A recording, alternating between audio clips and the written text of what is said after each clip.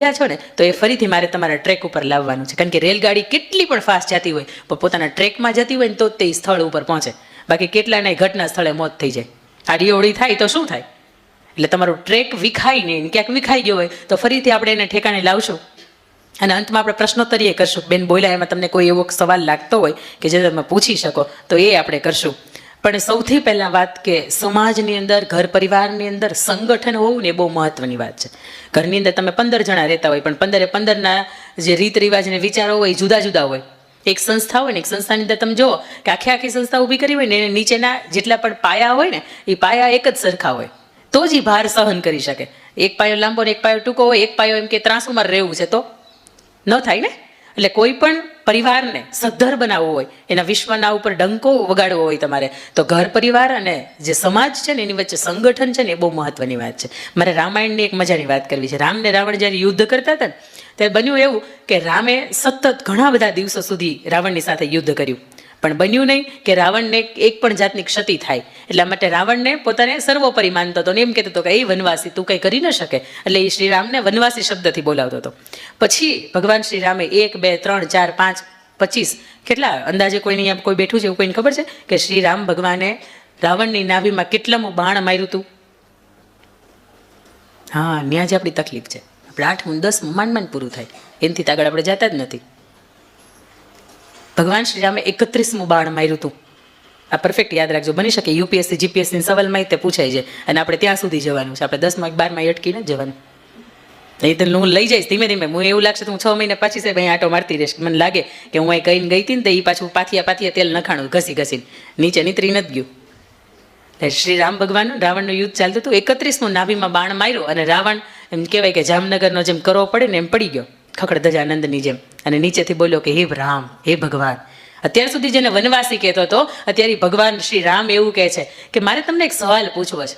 ત્યારે ભગવાન શ્રી રામ કહે છે હા બોલ રાવણ, તારે કયો મને સવાલ પૂછવો છે? અંત સમયે એટલે ભગવાન શ્રી રામને રાવણ સવાલ પૂછે છે કે 9 ગ્રહ જે પ્લુટો અને યુરેનસ ને બધા જેટલા પણ છે ને, શુક્ર ને મંગળ ને બુધ ને, તો એ જેટલા પણ ગ્રહ છે 9 ગ્રહ એને હું મારે ઢોલિયા ઉપર બાંધું છું. અહીંયાથી પવન હોય ને, પવન એને જે દિશામાં જવું હોય ને તો એ પેલા મને પૂછે કે રાવણ ઉત્તર તરફ વાવ. હું એને હા પાડું કે હા તારે ઉત્તરમાં જવાનું, તો તે પવન છે ને એ મને દિશા પૂછીને નક્કી કરે. શનિ કે જેનાથી આખી દુનિયા બીવે છે તો શનિ મને જોઈને ધ્રુજે છે. આખું બ્રહ્માંડમાં કોઈ એવું નથી કે જે મને પહોંચી શકે. તો આ મારું મૃત્યુ થયું એનું કારણ શું?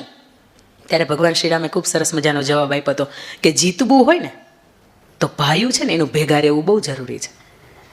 વિભીષણ એનાથી થોડોક અલગ થયો, જોકે ધર્મના પક્ષે થયો હતો, પણ વિભીષણ એનાથી અલગ થયો ત્યારે ખબર પડી હતી કે રાવણના નાભીની અંદર અમૃત કુંભ છે અને જો એને તોડવામાં નહીં આવે, એને બાણ મારવામાં નહીં આવે તો રાવણનું મૃત્યુ છે અશક્ય છે. એટલે જીતવા માટે અને આજીવન ખૂબ સુખી અને સમૃદ્ધિથી રહેવા માટે માત્ર ભાઈઓના ભેગા હોવા કે પરિવારના ભેગા હોવું એ જરૂરી છે.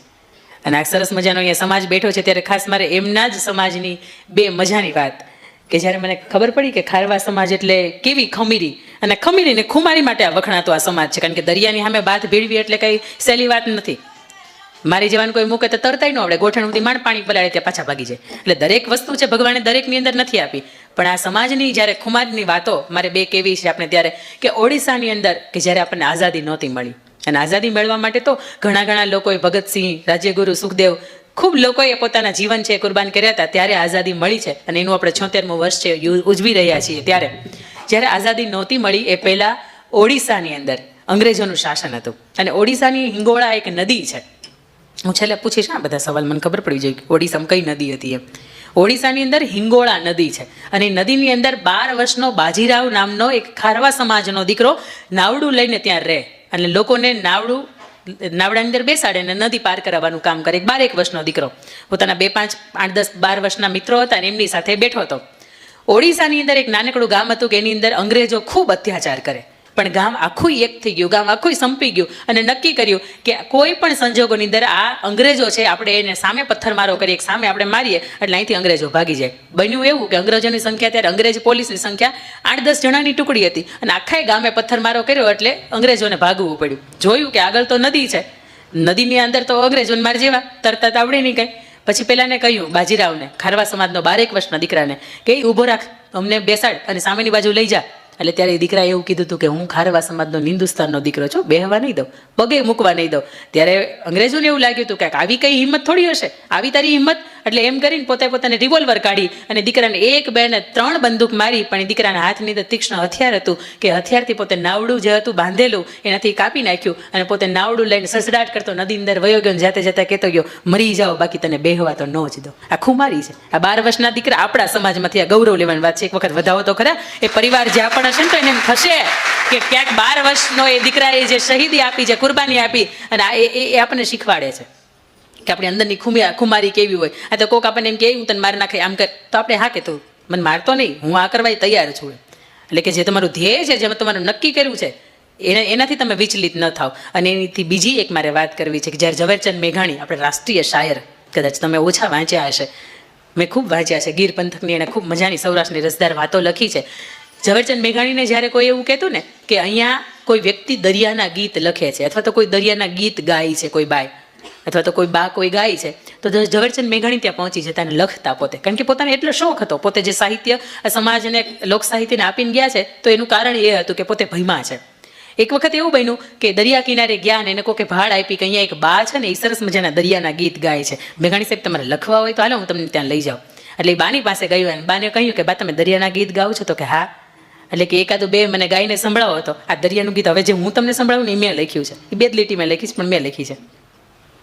હે એવો દરિયો રે ડોલે ને સાહેબો સાંભરે, હે એવો દરિયો રે ડોલે ને સાહેબો સાંભરે, હે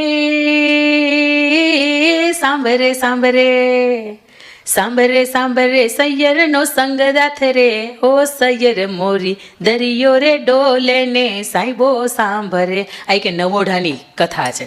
કદાચ અત્યારના સમયની અંદર એવી બધી અઘરી આપણા પુરુષોને મહેનત નથી કરવી પડતી, પણ વર્ષો પહેલાંની આપણે જીવી ખારવાણની આપણે વાત સાંભળીએ તેની અંદર જ્યારે નવોઢા હોય, સ્ત્રી પરણીને સાસરે આવી હોય અને પુરુષને જ્યારે હોડીની લઈને સામા પાણીએ જ્યારે એને દરિયાની અંદર દરિયો ખેડવા માટે જવું પડતું હોય, ત્યારે અષાઢી બીજનો એક સમય હોય કે ત્યારે વાયદો કરીને ગયો હોય એ ખારવો અને કહીને ગયો હોય કે હું ત્યાં સુધીમાં આવી જઈશ, અને ત્યાં સુધીમાં એ ન આવતો હોય, ત્યારે આ જે નવોઢા હોય એવું કહેતી હોય કે દરિયો ડોલે અને મને મારો સાહેબો છે યાદ આવે છે, એની સાથે મેં વિતાવેલી પળો છે એ મને યાદ આવે છે. એટલે જે બા હતા એને આ દરિયાના ગીતના માધ્યમથી ઝવેરચંદ મેઘાણીને સંભળાયું.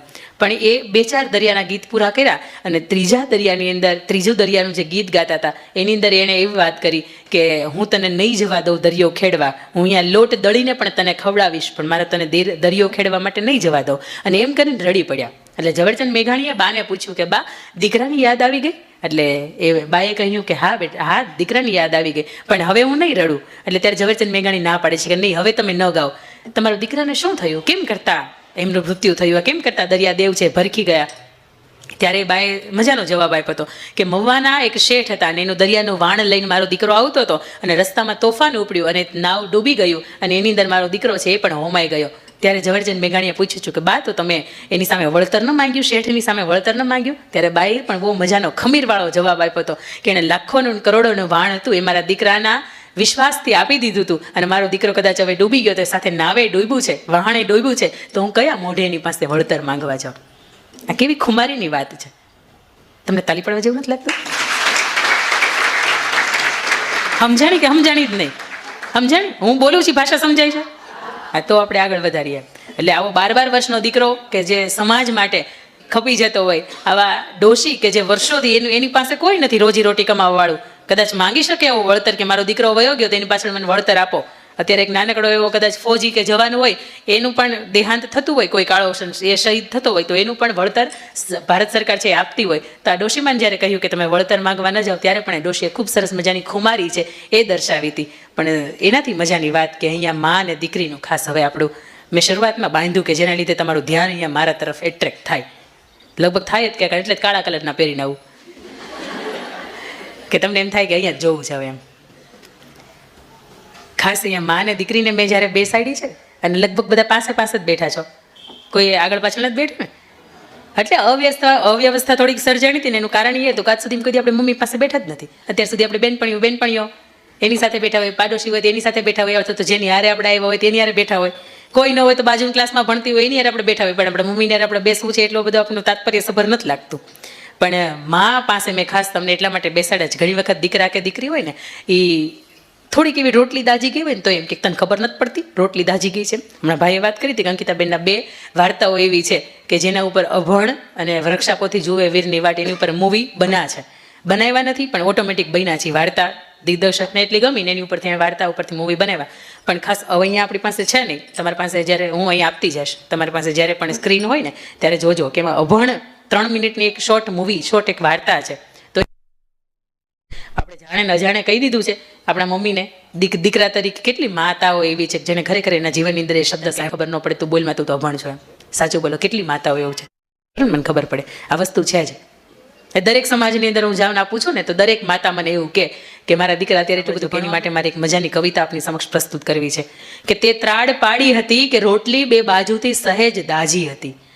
દીકરી કે હોય કે દીકરો હોય કે તે ત્રાડ પાડી હતી કે રોટલી 2 બાજુથી સહેજ દાજી હતી, એની હથેળી થોડીક વધુ દાજી હતી. શું તને સંવેદના જાગી હતી?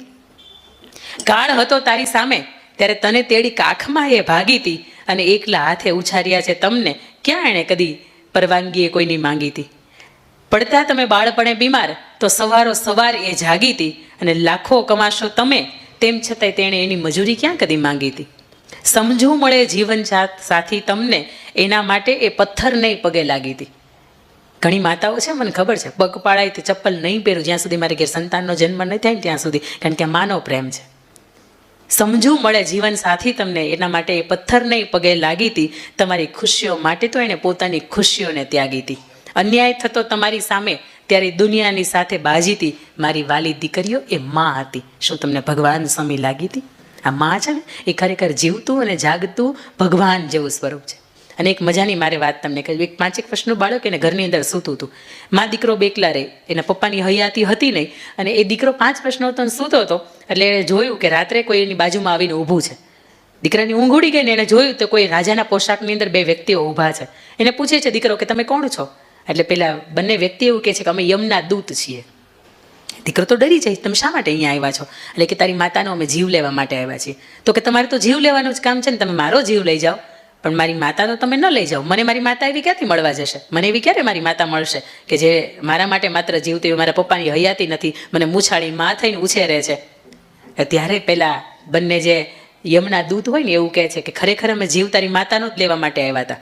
પણ તારી માતાની પાસે જ્યારે અમે ખરેખર અમે જીવ તારો લેવા માટે આવ્યા હતા પણ તારી માતાને અમે મળ્યા હતા. તારી માતાએ એવું કીધું કે 12 વર્ષની માનતાઓ પછી મારે કુખેથી સંતાન જન્મ્યું છે, તમારા સંતાનને છોડી દો પણ તમારે જીવ જોતો હોય તો મારો તમે જીવ લઈ જાઓ. આ માં છે. આડું